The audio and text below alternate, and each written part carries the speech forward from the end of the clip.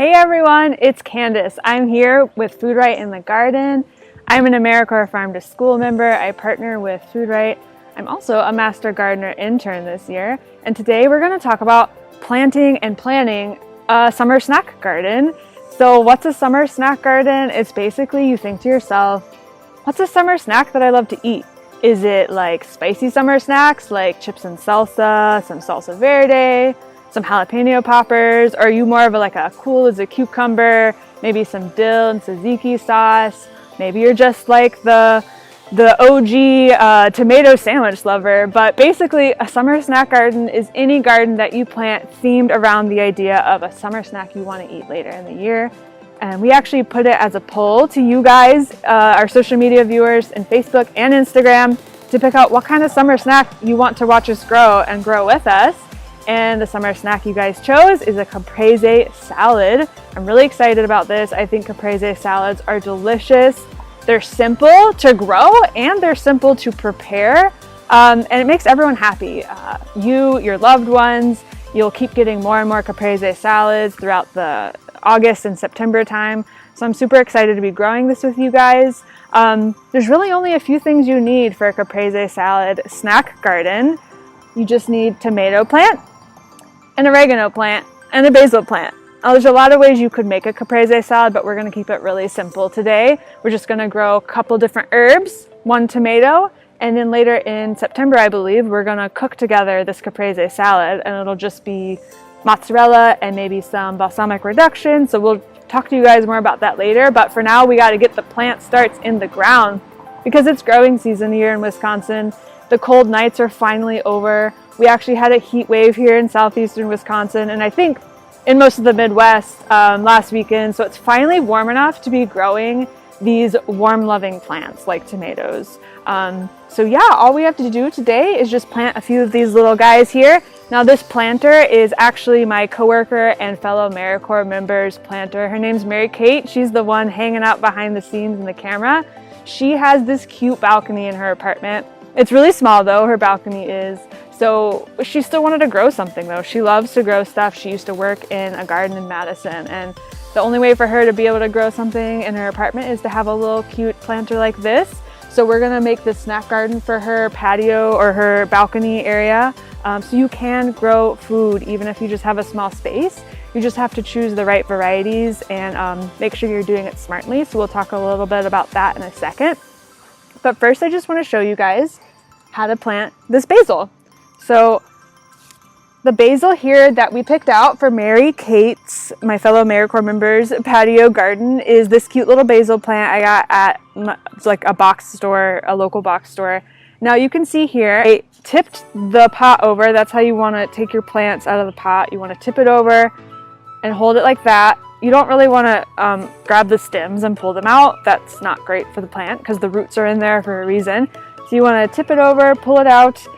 You can see here that there's, I don't know if you can tell, there's actually like multiple basil plants here in this pot. So even though I just paid a few dollars for this plant, I actually get more than one basil plant. So what I'm gonna do is put on a gardening glove, although you don't need to do that necessarily. And I'm actually gonna just like gently pull apart these different basil starts. So some plants wouldn't like their roots to be disturbed, but basil's pretty hardy. So I think we're just gonna separate it out into these two. Now we could separate it out further into 4 different basils and you get more plants for your money that way. Trust me, the basil's gonna grow super bushy as long as you put it in a place with plenty of sunlight. So 6+ hours of sunlight, they're gonna love it and you'll get so much basil. But we're gonna separate it out into these 2 basils. And really all we have to do for this is just make a growing hole that is the size of the root ball. Plop it in there. You want the soil line to be right at where the plant soil line is. And then you just backfill. And that's it. You just maybe want to pat it down so that there's good soil contact. And I'm going to do the same for this other basil. and it is going to just love it on Mary Kate's patio. And these are actually sweet type basils. There's lots of different basil plants out there. Honestly, it doesn't matter what kind you buy. Go to your local store, smell all the different types of basil. There's so many fun types. They all have slightly different flavors, but I chose or suggested sweet basil because that might be the best and more traditional application for a caprese salad. So that's the basil. We got the basil planted. Next up, we're going to plant the tomato in the middle. Now I want to talk for a few minutes about tomato plants. I think people get confused, or there's a lot to learn. It's not even a confusion, it's just there's a lot to learn about tomatoes, but let me make it real simple for you guys. There's two main varieties of tomatoes. There are indeterminate tomatoes and determinate tomatoes. The main differences between the two are a determinate tomato will only get so big, like maybe just a few feet tall, a couple feet wide, depends on the variety, but it will grow to a certain height and stop. And the fruits of those tomato plants will sort of ripen all at once over the course of about a month or two, rather than an indeterminate tomato plant. Those are the tomato plants, if you've ever seen a tomato plant that's really tall, like 10 plus feet tall, rambling along the ground or just taking up a whole trellis, that's an indeterminate type of tomato. Most tomatoes that you see at the store are indeterminate, and when left to their own devices, when given the right nutrition and water and sunlight, they'll get really big. And you have to maybe prune them a certain way. But for the simplicity of this video and for Mary Kate's planter here, we're going to choose a determinate tomato, and it'll have its fruit come out sort of at the same time over the course of about a month. This is called a little Nepali or Nepali? I don't know. And it will only get to be about 2 feet tall according to this tag, and it'll only get a couple feet wide, so it's perfect and compact for her. Now, there are lots of different ways to prune a tomato for optimum health, but for this determinate type of tomato, the only pruning I suggest is to prune just the few bottom stems here so that we can bury it deeply. And I'll tell you why in a second, but basically just grab some clean scissors and snip off the stems. Can you see that okay? Mm-hmm. Yeah. So we're just gonna snip off the stems here along the bottom. There's a couple of reasons for that. You might think like, why are you cutting off the plant?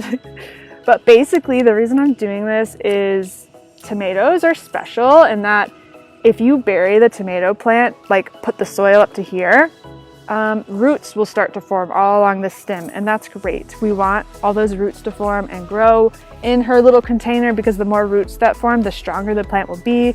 It'll be easier to resist disease. It'll be easier to resist pests. It'll have more roots, which can mean it can uptake water and nutrients more, which ultimately just means more tomatoes. So that's the goal. So the reason why we're going to bury our tomato deeply is for that. And not all plants do this. It's kind of a special thing.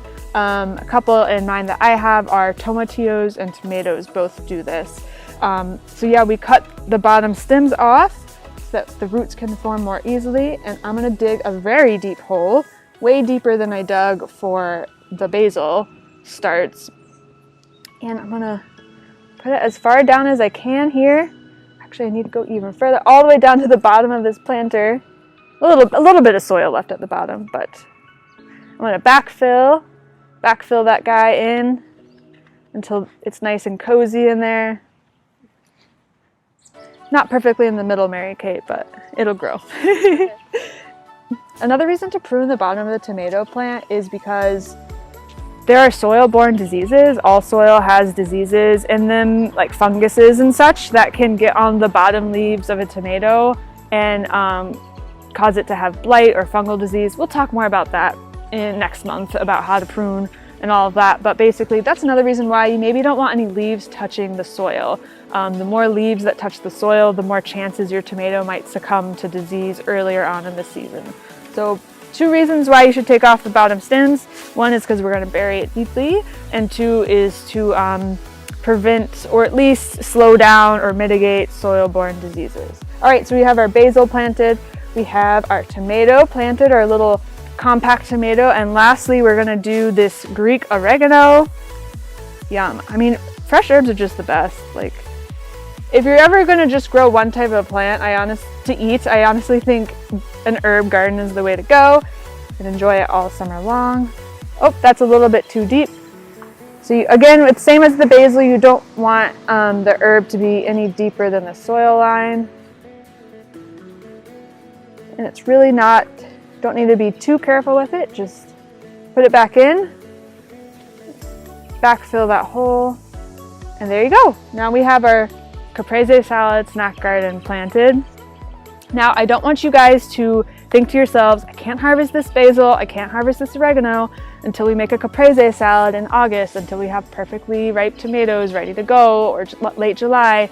I need to save these herbs for that reason. Nope, you should go ahead and start enjoying your herbs. Maybe give them a week or two to establish themselves in the planter in your garden so that they're not like too shocked. But after a week or two, once they're starting to grow and they look super healthy, start harvesting. As long as you don't harvest more than like a third of the plant or half of the plant, your plants will be fine. Actually, harvesting herbs is great because the herbs will just grow more. So the more you harvest an herb, the more it'll grow. So start enjoying it now and just take care of your little tomato baby and you'll get tomatoes eventually. Start enjoying your herbs maybe in a week or two. But that's it for today. First, we're going to talk about our updates of what we've been planting since May. So if you guys remember, we planted a bean trellis and some radishes last month. So if you give us a second, we're going to transition to our other camera. And we want to show you updates on the bean trellis. We have our bean trellis here. We set this up with the help of my coworker, Mary Kate. And as you can see, the beans are growing. They have loved this warm weather. They finally started growing up the wire. As you can see, they're doing its thing.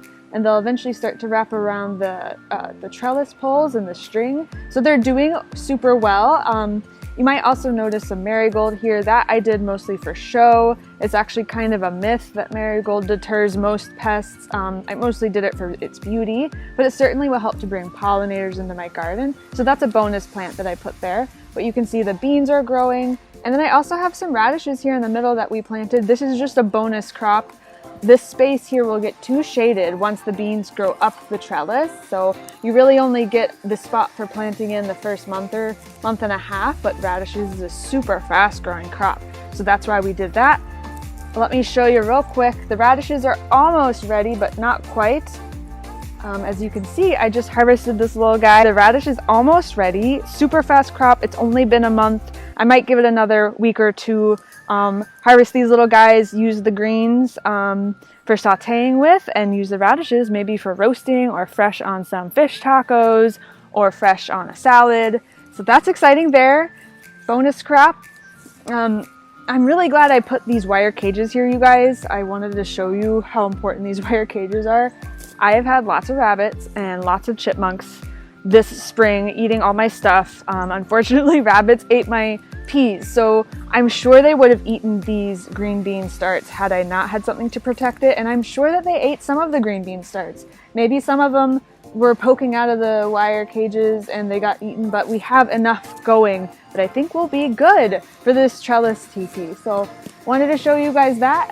If you have your beans growing up a trellis of some kind, totally let us know. DM us or put it in a comment. We want to see your updates. We'll talk more about that in a few minutes. And now I want to show you an update on our Caprese Snack Garden, both in my garden and the little planter that we planted for my coworker's patio garden. Hey you guys, we're on the other side of my yard.